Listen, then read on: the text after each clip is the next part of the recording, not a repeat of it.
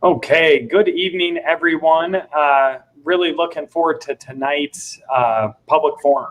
Hope that you'll sign on, join us in our discussions. We have a really good discussion before you with some questions and answers about a really wonderful initiative called Regrow, an initiative born really from the fruits of the labor of Director Anquinette Parham, our Health and Human Services Director, as well as our Community and Economic Development Director, Carl Franzen. I know we'll get to both of them in a second, but a sincere thank you to both of you for all the work and effort you put into getting this done and bringing us to this really exciting day. So before we jump into the questions and answers and go over this initiative and granting opportunity, wanted to just touch on four quick things. One is, obviously, we are celebrating 4th of July this weekend.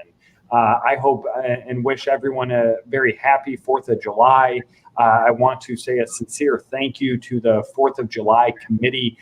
Year after year, they continue to enhance the city of Rockford's 4th of July celebration. This year, they have a lot going on. There's a parade at 5 p.m. and at 6, there's live entertainment at 4 different locations throughout downtown. And fireworks will start at 9:30. One other piece of 4th of July time, probably the not so fun piece, if you live in neighborhoods, that is when amateurs try to fire off fireworks and disturb people's peace. If you're hearing loud fireworks and you have an idea of where those are coming from, an exact location is best. 100 block is good. Please do not hesitate to call the Rockford Fire Department at 815-966-2900. 815-966-2900. Second thing, I want to give a big thank you and congratulations to Carl Franzen joining us tonight, as well as his team. City of Rockford was chosen to participate and is one of only 12 cities that have been chosen to participate in the 2022 Vacant Property Leadership Institute. And Carl and his team were chosen, and the city of Rockford was chosen because they've been aggressive in addressing vacant properties to reduce blight and really support neighborhood improvement. We've developed strategies as a city that hold our property owners responsible, as well as increased redevelopment opportunities. And one of those initiatives is the Northern Illinois Land Bank. I really think this is a great opportunity for the city of Rockford, and I'm sure Carl and his team will come back with even more innovative solutions as we continue to work to tackle blight in our neighborhoods and increase those property values and the quality of life of all of our residents. A couple of other quick updates. Just the other day, we were able to do a press conference for the first in the state giveaway program. This is a really wonderful partnership, and I think a win all around. If you know the old Horseman Quarry over off Auburn and Winnebago area on the west side of Rockford, you know that that parcel of land's been owned by the city. You know it's been vacant and really it's been a blight. A while back, we did an agreement with ComEd and a company called Nexamp, and we have built a solar farm over there, really beautifying that area, taking out all the garbage and dump that people put in there. And so we've beautified that area. We've created a 15-year agreement where now it's a solar farm. So that's good for the environment. The city of Rockford's receiving some money for leasing that land, which is good for us as an organization. But really, and most importantly, now annually, 650 clients, low-income individuals in our community, will receive approximately a $250 savings on their energy bills. So this is a win all around. And if you want to learn some more information about this really great partnership, you can go to www.comed.com/giveaway. Last thing I want to update you on is right now we're in a unique time for the city of Rockford. I can't recall a time in our history that we've had both a fire chief and a police chief position open. And we're fortunate that we have a citizen-led committee called our Fire and Police Commission. And Chief Randy Burke on the police side has agreed to serve another 60-day period with us as our interim chief. I think Randy's done a really wonderful job. Often you think of interim chiefs and interim folks just kind of keeping the boat to sail, and he's really forging ahead and trying innovative solutions as we continue to work to connect with our community and tackle this really unacceptable amount of violent crime that we're seeing. I'll also say Chief Bob Vertez is retiring. Thank him for his service, not only as interim chief of the fire department, but for his years of service to our community through the fire department. Bob's a wonderful guy, and we were fortunate to have him as interim chief. The Police and Fire Commission has chosen Todd Stockberger, who leads our 911 division as the administrator of the 911 division. And he is going to be our next interim fire chief. I'll tell you, all the applications for permanent fire and police chief were due today at 5 o'clock. So I'm eager to find out the number of applicants, where they're coming from. But one thing I want all of you to know is that you will have an opportunity not only to engage in the process, but to meet the finalist candidates before anyone is chosen by the Fire and Police Commission. I'd also mention that the Fire and Police Commission meetings are open to the public, and you can certainly follow along with them by visiting the City of Rockford's website. So now on to the discussion of today. So sorry for the delay here, but again, thank you, Director Carl Franzen and Director Anquanette Parham for joining me this evening. And again, just thank you for all the work that you have done to bring us to today, which is really exciting for us. So I'm going to start, and Anquanette, if you don't mind, I'll start with you and just say, can you tell us a little bit about this grant program? Just tell us a little bit about the program. Give us some background, if you would. Thank you, Anquanette. Most definitely, Mayor. Good evening, everyone. So Rockford REGROW is actually an acronym that stands for Reinvest, Energize, Give, Restore Opportunity, Win.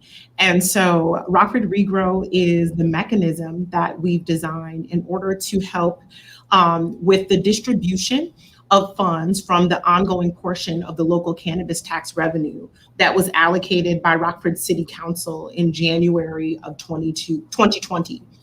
So this allocation is to both the Office of Health and Human Services as well as Community and Economic Development to develop grants to support programming that will help rectify some of the past harms to our community as a result of the war on drugs and enforcement related to cannabis, and to allow for reinvestment in these communities directly. So that's really the point of this. So the Rockford REGROW program is based on the city's cannabis resolution, where City Council determined their priorities for the types of programs that they wanted to see supported and funded through some of the use of this tax revenue from the local sale of cannabis. So those things have been identified. So this application period opened today, and this is a unique and exciting opportunity for our city to fund programs, initiatives, and organizations in our community that are serving folks that have been disproportionately impacted by cannabis enforcement in the past. So City Council was intentional in terms of providing for a variety of types of programs that can be funded through the Rockford REGROW funds. So we'll take a few minutes to go through some of those things, but I'll give a moment if there's anything that Director Franzen wants to add before we actually go to the website and kind of show folks where they can directly access the information. Carl, anything you want to add to that? I want to add, in addition to everything that Anquanette said, how excited we are to be able to provide this opportunity. Back when recreational cannabis was approved by the state of Illinois, part of that was the ability for the city to apply a local tax, and City Council did that in part so that we would have a funding source to support all these initiatives. And so now we have this opportunity to engage the great partners, private, public partners who have the passion and who are in these communities looking to make a difference. Now we have the ability and the capacity to support those efforts. So really exciting to be able to provide this. And before we get to the site, and I hope Anquanette, you'll share it with us, but before we get to that, can one of you just give us kind of the nuts and bolts explanation of what does disproportionately impacted area mean? Sure. So disproportionately impacted areas are defined as census tracts within the city of Rockford's corporate limits that are determined by the Illinois Department of Commerce and Economic Opportunity that makes those specific areas eligible for the state cannabis equity program. So we actually learned just a few minutes before we went live here that the link on our site to that map was not quite working. So we will get that fixed this evening or early tomorrow. But someone who's looking for that map, they can actually Google disproportionately impacted areas in Illinois, and the map will come up. It is included in the state's R3 website, and you can zoom into the Rockford area and actually get down to the neighborhood level in terms of looking at what is directly impacted, what these disproportionately impacted areas are. Wonderful. Just to add to that, Mayor, certainly the intent of these dollars are to support programs that are benefiting disproportionately impacted individuals or their families. But when we talk about the area, the state of Illinois looked at incarceration rates as it related to cannabis laws of the past and linked that with certain demographic data of census tracts, higher incidences of poverty, higher incidence of access to different programs, and merge those two to really help set some parameters around communities that, again, disproportionately have had a bigger impact. But that's not to say that there aren't other programs that could also directly benefit individuals who were impacted by these laws. So I guess I'd ask you both, do you want to go to the site first to show folks? I have a whole host of other questions that folks have submitted, but I want to go with what you would like. You want to go to the site? Sure. Yep, we're ready. So let's see. There we go. All right. So we're sharing the screen here. So this is on the City of Rockford's homepage that can be accessed by going to rockfordil.gov. When you go to the page, front and center, we've got the Rockford REGROW grant program. But also if one of the other screens is on immediately to the left, you can see under our most frequent content, the first link is the Rockford REGROW grant program. So you can click there, or you can click directly under the icon for the new grant program. And it provides an explanation of the Rockford REGROW grants here. And you can also go directly to the funding opportunity announcement. So we'll go through that in just a moment, but it goes over some of the general information here again, really directing back to the City of Rockford's resolution. It's resolution number 2021-7-R, which indicates what the Rockford REGROW grant can be used for. So all applicants, we encourage to go to the site, look at this information thoroughly so that you can understand the types of programs that City Council was looking to see funded through these Rockford REGROW grants. There's a variety of programming opportunities in terms of what we're looking for. Now, this 2021 funding cycle for the Rockford REGROW Grant Fund, there's $400,000 that's available in funding opportunities. So this includes one 2-year grant at $150,000. So that's the total amount. So that would equate to $75,000 over that 2-year grant period. There will be 3 1-year grants at $50,000 per grant.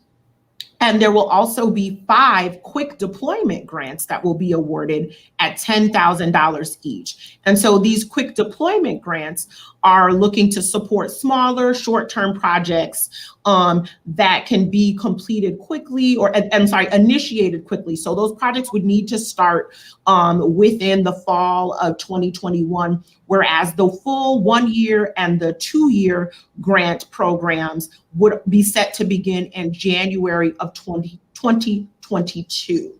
So again, those are what's being funded right now. Then there's also an additional allocation of future projects to be determined with this pool of funding as well.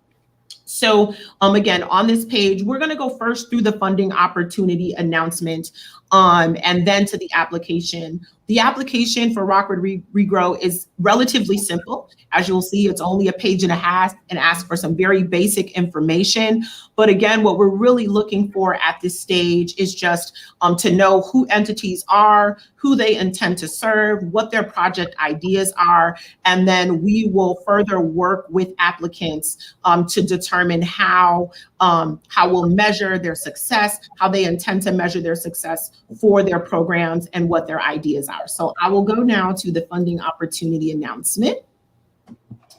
So this is a 7-page document that goes at length and provides some background information. Again, the specific language from the resolution explaining what types of programs the Rockford REGROW Fund can be used for. And so again, I encourage every applicant to look at this specifically, but just in general, these are the Rockford REGROW grant is intended to fund programs for economic and business development, education, youth programming, job training, housing, health, and other types of initiatives within communities that have been disproportionately impacted by cannabis-related laws.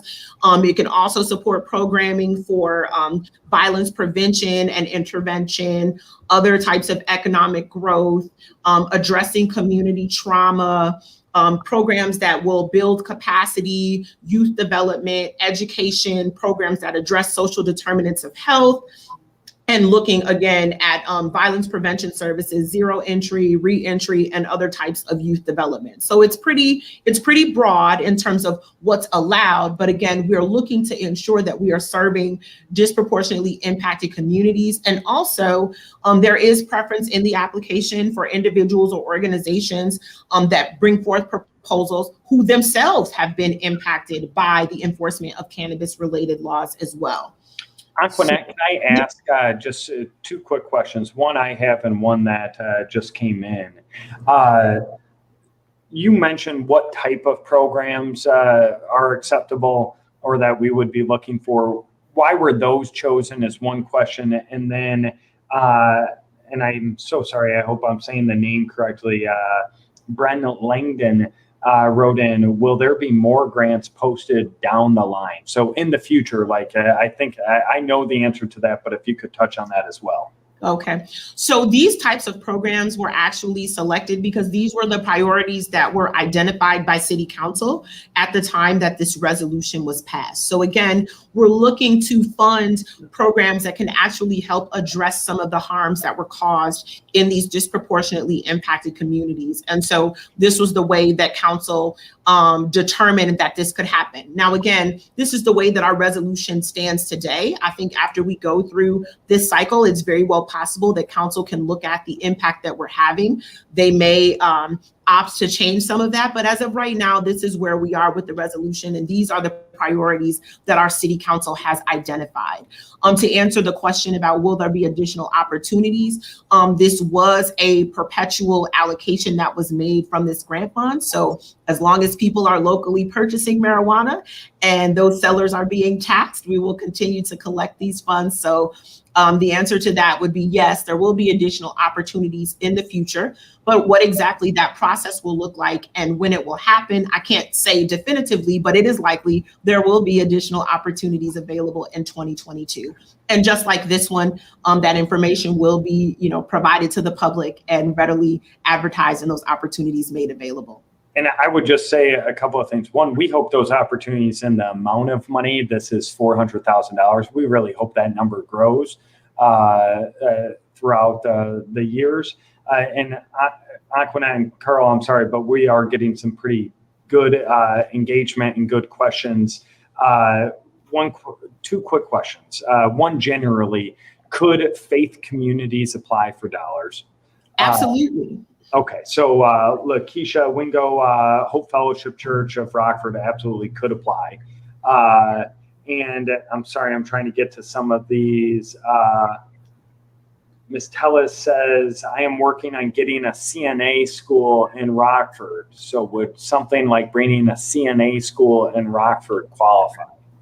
So again, what we're looking for is programs that are going to serve disproportionately impacted communities, that are going to serve disproportionately impacted families and children, and including folks that themselves may have been, arrested, charged, convicted, and or incarcerated as a result of cannabis-related enforcement. So again, if whatever any applicant is proposing is going to serve those areas and those communities, it is possible that it could, that their application could be funded.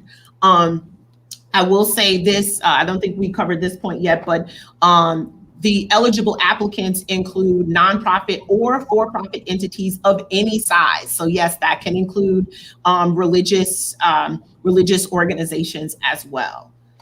Last thing I just had, just as a question, could another government body, could the Park District, who has a program for at-risk youth, could that qualify?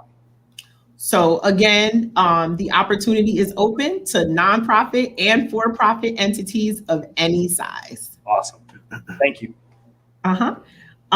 Okay, so let's see. We will, I'm going to go down to, we'll explain the actual application process. I think that may be helpful for folks. So go down through the application here. So the actual process, again, those applications were made available today. So the application is available on July 1. We're hosting this first information session here on this evening. And the Tier 1 applications are due by 5 p.m. on July 31st, 2021. Applications should be submitted electronically. We will accept those in either PDF or Word format, and they should be sent via email to regrow@rockfordil.gov. So again, we talked about the types of applications that we're accepting. So with those grants, we've got the longer term grants that are set to begin in January of 2022. But those quick deployment grants that we would like to see grantees be able to enact very quickly, like within the fall or the third quarter of 2021, those applications will be decided within this first round. So that's what we're referring to as Tier 1. So those Tier 1 applications are all due July 31st. So the quick deployment grants will be decided by our Community Relations Council. They will review those applications after they're submitted on July 31st. And then those applicants that are looking to apply for the longer term processes, so the $50,000 grant or the $150,000 grant, those applications that are deemed eligible to move to the second round, they will be invited to apply for the Tier 2 application. So those notifications will go out in the month of August after all applicants have been reviewed by the Community Relations Commission. So at that point, the Tier 1 grants will have been distributed, and then the Tier 2 applicants will be notified. They can submit their applications. Now, for Tier 2, those final applications are due October 9th. There is a little more time that's provided for that application process, and we are also assisting applicants with technical assistance for the grant writing on that portion. We understand that with this program, there may be some new entities that have not submitted grant applications before. They may be new organizations. They may be new to the type of work that they are proposing. And so we wanted to make sure that we were helping local community organizations have access to quality technical assistance with the completion of those applications. So that is actually part of the process. When an entity is invited to apply for Tier 2, they will also receive technical assistance as well. So that's one of the things that actually a number of city council members were adamant about, helping to ensure that some of the smaller guys would have an opportunity to apply for this funding as well, and not just some of the typical large scale players in our community that have been provided services. So again, it's really an opportunity for those from disproportionately impacted areas and organizations that serve disproportionately impacted communities to have an opportunity to step up and be a part of this process. I think that's a great point, Aquanet. I mean, yes, council certainly was pushing. I know you and Carl were as well. We have so many awesome people who are doing good work, but they may not have the time. They may not have the backbone infrastructure to apply for city grants. And we really want to not only fund those organizations here, but we want to assist them so that they can go after state and federal grants down the road. So thank you both for including that. Yes. So again, I do have one quick question. Okay, go ahead. Rhonda asks, can you clarify, do I need to submit a tier 1 grant first in order to then be considered to submit a tier 2 grant? Yes. Well, so again, the tier 1 timeline, yes. If your goal is to apply for a $50,000 or the $150,000 amounts, yes, you need to indicate that in your tier 1 application. And then if you're selected to move forward in the process, you will be invited to submit an application for tier 2. And then that application will be provided. You'll be provided that second tier application, as well as the technical assistance to aid in your application. And that tier 1 application, sorry for all these questions, but we're getting just awesome engagement. That tier 1 application, that's a shorter application, right? We're not trying to be overly burdensome to folks. That is correct. The tier 1 application is about a page and a half. It asks very basic information, just the entity name, address, the tax ID number if they have one, the lead contact, who the leadership team is for the project, as well as that proposed project or program title, the which funding option they're applying for, and then also if they've received any other grant funding for this particular project, and then for them to provide a summary of what the program is going to do, who specifically it's going to serve, why the program or project is needed, how it's going to fulfill the objectives of the grant fund as outlined in the Rockford REGROW application. Awesome. Thank you. Let's see. Let's go back to the timeline here. We can finish this up and I can stop sharing. So the preliminary notifications then will come out at the end of October 2021. And applicants will be notified of where they are in the process at that point in time. And those recommendations from the Community Relations Commission will then be sent to City Council, who will make the final approval on these grants. So these grants do have to have final approval from our City Council. They do still maintain that authority to determine what programs and projects get funded locally with these dollars. So that will happen in November of 2021. We'll make public announcements of who these recipients are for the REGROW program that following month in December. And all of our grantees should be set to get to work in January of 2022. Awesome. Thank you. So let's see. I will stop sharing here. So all right. I have a whole host of questions, but again, we are getting some really good questions. So if I miss someone here, just retype your question and I'll try to make sure I get to it. Sorry, I'm just going through some of these. So Daryl Swanson says, if Rockford has any debt, why can't this new income source be used to pay down that debt instead? So Daryl, certainly Rockford does have debt payments. We already have revenue streams dedicated towards those debt payments. I would say also, Daryl, we've worked really hard to do multi-year budgeting over the last 4 years. That's why in the last 8 years, we haven't had to increase property taxes. 2 out of the last 4, we've actually reduced them, and we've actually built up our reserves that we actually were about $6-7 million over our reserve policy limit, which helped us have a balanced budget this year in the midst of the pandemic and not have to do taxes. So these dollars, I believe, are going where they need to go. And that's to folks who are doing really good work in hard-hit areas, or those individuals who've been most impacted by some longstanding, really horrible loss. So just a tremendous thanks to Antoinette and Carl on that.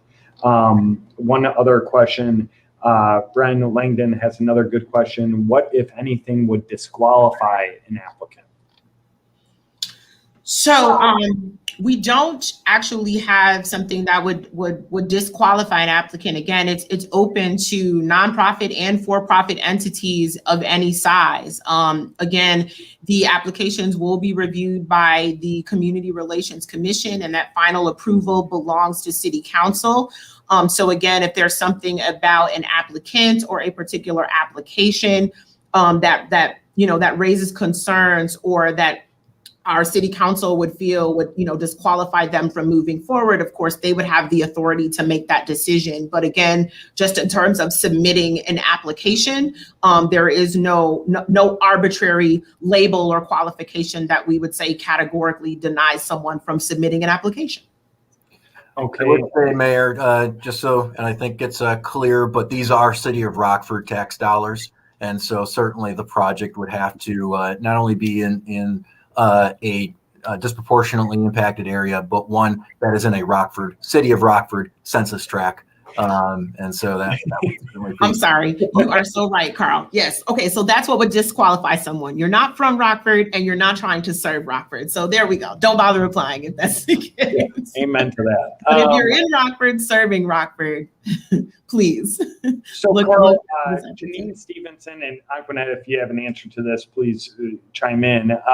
Janine Stevenson, kind of a queen of small businesses here. We heard her speak on Monday, said, how does small businesses get help through this? So again, any entity that is either nonprofit or for-profit of any size is eligible to apply. So if a small business was looking to propose a project that fits into what's indicated in the funding opportunity notice and what's laid out in that resolution that council passed, and they put forth a strong application that's moved through the process and selected for funding, then they could be funded. So as long as what they're proposing meets what's been laid out by council as their priorities for programs and projects to fund. Okay. So Mayor, certainly a business that is located and providing services within a DIA could be eligible. An individual who was impacted, who's an entrepreneur and starting a business could, as staff review to provide recommendations to the CRC and eventually recommendations to City Council, we're going to be assessing these Tier 1 applications on the equity, diversity, and experience of the leadership team who's implementing it, on the community reach, the size, the scope, how we're drawing back to the DIAs and the individuals who have been impacted, and then the sustainability. And so even though these Tier 1 applications are intentionally very narrative, so we can have a good understanding of what the goals are and what the intents are, applicants should keep those kind of broad measures in mind to ensure that even if what they're doing is yes and eligible by the resolution, that it is going to score high enough that would be considered for a Tier 2 if that is what they're going for. Okay, and a couple of other questions. One is, just judging by just simply the engagement on this specific session, my guess is we're going to get a lot of applications this year. Obviously, $400,000 sounds like a lot of money, but when you dole it out, it's not going to be tons of organizations right off this first bat. Will there be assistance if someone, let's say Tom applies and does not get it this go around? Would we be able to work with them to educate them on maybe why their application fell short and urge them to apply in future years? So number one is while we don't have the consultants and direct technical assistance on the Tier 1, we do want to make sure that all questions are answered. And so certainly hope that this forum is beneficial. But anybody writing to regrow@rockfordil.gov can ask questions if any questions come up as they're putting together those applications. Absolutely want to make sure that they interpret and understand the opportunity and put together those applications as best they can. Secondly, the actual decisions that will be made by City Council with recommendations from staff to CRC and CRC to council. And so certainly when Aquanet and I prepare the staff reports to CRC, our reasons for recommending the advancement to Tier 2 will be identified for reasons why. And so those can certainly be provided in the CRC meeting, certainly an open meeting and likely forum to be able to answer questions regarding their application so that we're able to best understand what they're proposing and how it compares to the other proposals that we do have. So in short, yes, we want this to be a capacity building opportunity for organizations and individuals who are doing work and have the desire to do work in their community. Awesome. And we have folks like Gregory Taylor, who's just joining us, and just want to, for you, Gregory, and others, this entire session is going to be stored on our Facebook page. You can get all of the information you need on the City of Rockford's page, and we'll continue to post that link. And to directly answer your question, is this something that's been available prior? No. This is new. It actually doesn't have anything to do with the pandemic. You asked about that, and I think Mike Smith said this is all part of that. It isn't. This is actually cannabis revenue, the 3% tax. City Council allocated to a specific fund to be used for specific purposes to get out to our community. And Aquanet and Carl have done a great job of getting that ready. I have a host of questions that we still have to get to, so I'm going to keep going through these, and I'll go back to folks who are posting. So to Carl and Aquanet, sorry if we keep flying back and forth and all around, but lots of interest, and that's kudos to you. One is, let's see, you've answered that. What type of information? You've answered I think you've answered what information do I need to provide in order to apply. I think you've answered that. What is the process? You've went through that. What criteria will be used to evaluate the applications? Do you have that information? Sure, we can share that. So the applications will be evaluated on a number of things. So of course, on-time submission is one. There will be no late entries reviewed. So if you do not submit your application by July 31st at 5 p.m. Central Time to the regro at rockfordil.gov email address, your application will not be reviewed. So no late applications will be reviewed. All the required sections on the application must be completed. Again, the application is a page and a half of questions. So it is not intensive at all. So, if you want the dollars, complete the application. All required sections. We have to have the up-to-date contact information for any lead staff or working on the project.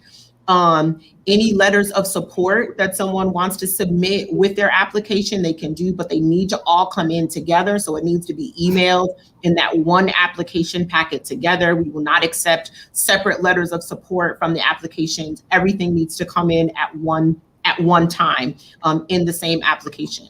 All applicants must submit a completed budget, and the application needs to be filled out correctly.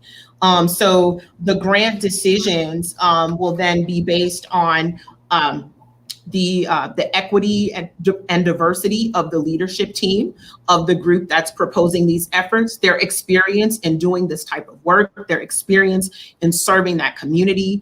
We'll be evaluating the community impact, so both the size in terms of the number of people that they look to serve, as well as the reach. So which segment of the population is going to be served, and or how many subgroups within a particular population or geographic area. So what does that actually look like? Who's their intended audience, and how are they going to serve them? Also, looking at sustainability in terms of just the thoughtfulness of the application as a whole, and the ideas for the project. Is it something new? Is it something that's already ongoing that this support may help to help with the continuation of a program going forward, as well as the scope of the work? What are the outcomes and the impact of this project that they intend? What measurements do they already have in place to look at the effectiveness of the project? What do they hope to accomplish with this project? And then also across the board, we do want to look at, the diversity of projects. So say we get, say every project is an education related project. Well, the CRC and City Council may say, we want to see a little more diversity in the types of applications. We want to see just one education project or just one recreation project and then one business development. So things like that may be decided when we look across the entire scope of applications that actually come in for the process. So it is likely that that the CRC and City Council may opt to fund a variety of projects and not just one type. So then in that instance, we would be looking at, at the strongest application that comes through within a particular type. But again, also will be the proposals will be evaluated based on the timeline and the feasibility of doing the work and the time that they've proposed. So again, with those, with the quick deployment grants, that's making sure that you can get your project started and off the ground by 2021. Now, for those quick deployments, everything does not have to be completed in 2021, and I will make sure that that's actually edited on the website, but it does have to begin by 2021. We wanted to make sure that we were able to get some of these funds on the streets and into the hands of organizations as quickly as possible. So those efforts need to be able to begin within the third quarter of this year, but they don't necessarily have to be finished that time. So if someone proposes, if they write a grant for $10,000 and they propose an event or a smaller short-term project that they're going to do, 2 of them before the end of the year and 2 of them in the first 2 quarters of the year, and $10,000 will support those 4 events, that's acceptable. Okay, and we did just get a couple more questions regarding about where people live and things like that. So I'll try to answer it. You guys tell me if I got it right.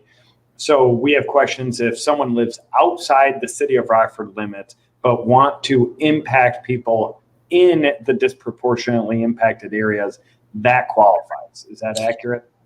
It does. It qualifies to apply. Now, again, based on what this overall pool of applicants look like, I cannot say unequivocally that the CRC and City Council would look favorably upon funding a whole slew of applications from folks that don't live in Rockford but intend to serve Rockford. I don't know. So, but they are eligible to apply. That does not disqualify them from submitting an application. But again, the work does have to happen within the Rockford city limits. And one thing that I did not mention earlier, again, we noted that applications are open to any nonprofit or for-profit entities of any size, but there is also an opportunity for collaborative efforts. So if we're talking about a multi-sector collaboration, or perhaps an organization, an individual, or an entity, maybe they don't have nonprofit status, but they partner with someone else who does. Entities can work with other fiscal agents to submit an application. Say it's an individual who doesn't live in Rockford, but they partner with an organization that is within Rockford city limits. They can collaboratively submit an application as long as, again, all that information is submitted at one time to the regrow at rockfordil.gov website. Makes a lot of sense. So not a question given by folks on now, but I think was a really good discussion at council. We want things that are measurable, correct? We want outcomes, not just we serve 14 kids. We want impact with those outputs, right? Yes. Absolutely. The success of this program and the success of future years is incumbent upon a process that does, delve into what the deliverables are, and making sure that organizations who are, successful in receiving an award are accountable for meeting those measures. And hopefully that it builds sustainability of those programs, and we see a community impact throughout its implementation. So yes. Awesome. And I'm seeing some of my favorites, Tisha Hanna and Lester Wright. Just want to say thanks for the work that you guys do in our community. A couple of other questions for you. Some I think you've answered, but just want to make it very clear. When will the winners of Tier 1 and Tier 2 be notified? So again, the application period ends July 1, and the The winners of that will be notified after the vote after CRC makes their decision on the first level, and then council will vote on that. So that should happen at sometime in August. Wonderful, thank you. And the total amount awarded this year was $400,000. Just want to reiterate that again. When will the next application period be? You mean for a complete next round of funding, or you mean for tier 2? Does that person want to clarify their question? Next round of funding. Okay, likely in 2022, but that is to be determined. Okay, thank you. And so this grant cycle is for a 1 year, well, how long is this grant cycle for? So again, the $50,000 grants are for a 1 year cycle. The $150,000 grant is a 2 year cycle. Awesome. The $10,000 quick deployment grants that work, the 1 and 2 year cycles both begin January of 2022. The $10,000 quick deployment grants, those projects need to be ready to roll out and hit the ground within third quarter of 2021. Wonderful. And we have just a few quick minutes left. So if others have questions, throw them in there and we will get to them as we can. Last one that I have for folks, and we will post this here and again throughout the month. Where can people ask additional questions about this grant once this session's over, once they've watched it? They may have just 1 or 2 questions. Where do they go? So they can submit their questions to regrow at rockfordil.gov. And actually on the city's webpage, so where we showed earlier, if you go to the listing of most frequently searched topics on the city's site, the Rockford REGROW grant is the first option that's there. So they can click there, and on that page, we will also have a link to some frequently asked questions. So as certain questions come in that are being asked more regularly, we will have FAQs on the site as well. So they can submit those questions to the email address. They can check the FAQ to see if there's already an answer to their question, or they can submit them via email. Okay, thank you. And Gregory Taylor, so I wouldn't go directly to the Community Relations Commission with your questions. I would go through the website, go through the email address that's provided. I hope that's helpful. Just trying to see if there's any other last questions here. Any last things that you guys want to mention that maybe I failed to or someone else didn't ask? I think we've gotten a pretty good variety of questions here. I would just say that we're excited to see what kind of innovative and exciting applications come through this process. I think this is a wonderful opportunity that City Council has made, has taken this step and made available to really encourage our local organizations and local entities to step up and help be part of the response in our communities and really help bring people forward and allow our city to reinvest and energize, give, and restore opportunity and win. So we're very excited to see what comes through, and we're really looking forward to see, in years to come, just to see even more growth in the program. But we're very excited about this first round.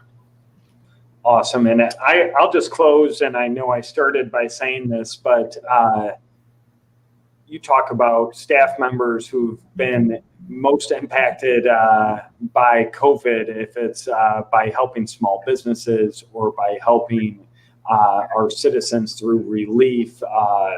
It's you two, and to know that you did that, I thought just amazingly. And not only did that, but also created all of this program and got us to this point so quickly. I just want to say for myself, thank you. You both have just knocked it out of the park, and I know these dollars will get out in the street, and most importantly, they're going to impact people's lives, and you guys did that. So thank you for that wonderful work. And seeing no other questions, I hope everyone has a really great night, a safe night, and a really wonderful weekend celebrating the 4th of July safely with your friends and family. Again, leave fireworks to the professionals. If you have that pesky neighbor down the street who keeps firing off fireworks, call it in. Call it in at 815-966-20 2900. And again, just thank you, Aquanet. Thank you, Carl, for the work you do every day, but specifically on this program, it is really appreciated. And to everyone else, hope you have a wonderful night. Thank you. Thank you. Thank you, Mayor. It's been our pleasure.